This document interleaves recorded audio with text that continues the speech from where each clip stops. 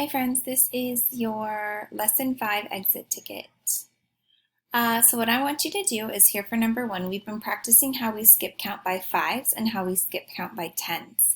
So this one says, what number comes next when you count on by 5s? So you're going to fill in the numbers in these blanks right here. So we're starting at number 15.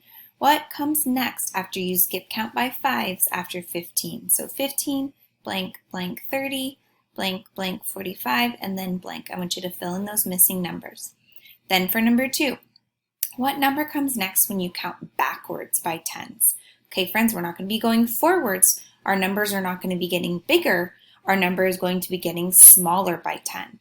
So if we start at 30 and we want to skip count by 10s backwards, what numbers would go in on these missing lines? Remember, backwards, so the number is getting smaller, not bigger.